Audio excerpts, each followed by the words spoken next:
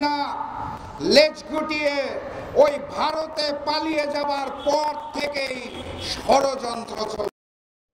আওয়ামী লীগকে নতুন করে পুনর্বাসনে দিল্লির তিলকওয়ালি মুখ্যমন্ত্রী শেখ হাসিনাকে বাংলার মসনদে ফিরিয়ে আনার জন্য ওই ভারত থেকে দিল্লি থেকে প্রতিনিয়ত ষড়যন্ত্র করা হচ্ছে।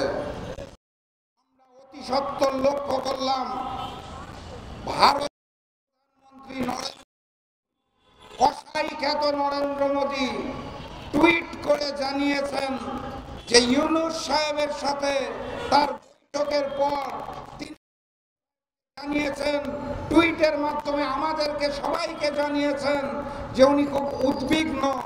কারণ হচ্ছে বাংলাদেশের সীমান্ত দিয়ে অবৈধ প্রবেশ করছেন।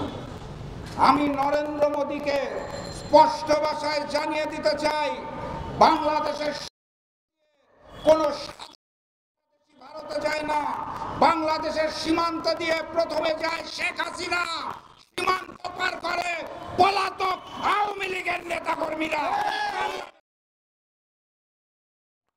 নরেন্দ্র মোদী, আপনি ওই ভারতের আগরতলা, মেঘালয়, ওই পলাতক নির্বিঘ্নে বৈঠক করার এবং ঘুরে বেড়ানোর সুযোগ দিচ্ছেন। তারা সেখানে বসে আলোচনা করছে, ভারতের দিল্লিতে বসে শেখ হাসিনা ফোনালাপ করছে, নতুন করে ষড়যন্ত্র করছে। সীমান্তের ওপারে নেতা কর্মী আছে, আমার সীমান্তে সাধারণ বাংলাদেশিদের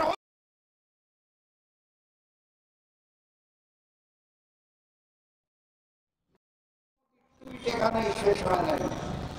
এরপর উনি টুইটে জানিয়েছেন বাংলাদেশে যে সকল হিন্দু রয়েছে তাদেরকে নিয়ে তিনি খুব আতঙ্কিত, তিনি দুশ্চিন্তায় রয়েছে। বাংলাদেশে হিন্দুদের উপর নাকি অত্যাচার করা হচ্ছে। বাস্তবতা হচ্ছে আমার ভাই হিন্দু সম্প্রদায়কে ফ্যাসিস্ট শেখ হাসিনা বারবার ব্যবহার করেছে, ট্রাম্প কার্ড হিসাবে ব্যবহার করা হয়েছে। ফ্যাসিস্ট শেখ হাসিনার পলায়নের পর